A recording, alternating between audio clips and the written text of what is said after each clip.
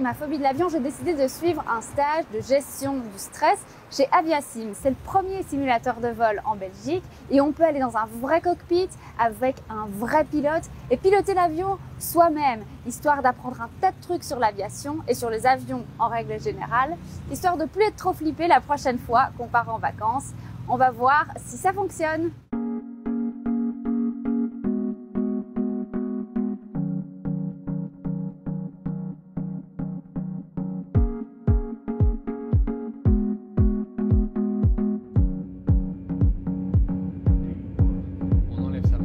Rotation, on peut tirer légèrement, voilà, pas trop, et on va arriver jusqu'à 15 degrés, donc regardez votre écran dans le bleu, il y a 15 degrés, voilà, on arrête de tirer, on est à 15, positive climb.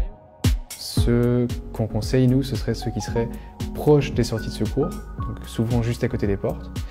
On a plus de place pour les jambes, plus d'espace pour se relaxer, et vous allez moins stresser. Ce qu'on dit au niveau des sièges, on a moins de chances d'avoir un accident grave. En tout cas, lors d'un crash, on aura plus de chances de survivre si on est à l'arrière de l'appareil que si on est à l'avant. Donc on peut retrouver sur internet plusieurs graphiques, plusieurs schémas, des sièges rouges, orange ou verts qui vous diront si vous êtes plus ou moins safe pendant le vol.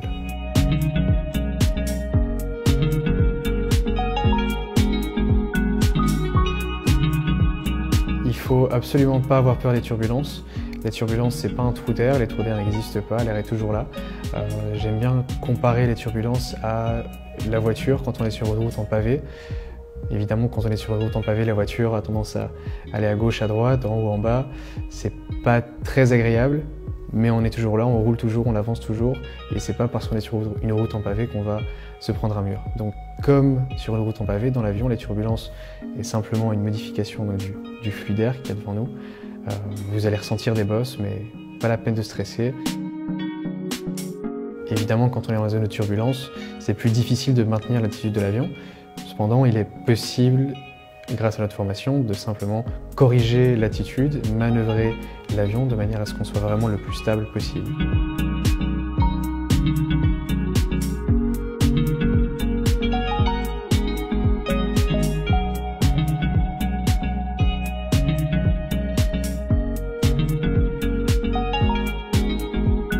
Alors, au niveau météo, c'est vrai qu'il y a plusieurs situations qui sont plus ou moins dangereuses.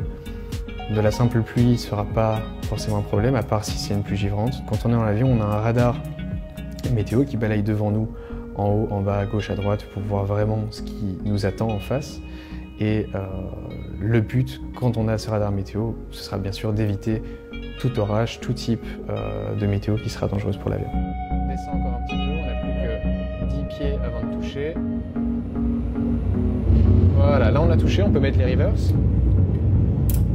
Parfait, on garde le centre de la piste avec les pieds au cas où. Comme ça, parfait. Un tout petit peu. Et bien voilà, après cette formation de 45 minutes, moi je me sens déjà nettement plus rassurée et je pense que la prochaine fois que je prendrai l'avion, je serai beaucoup plus sereine.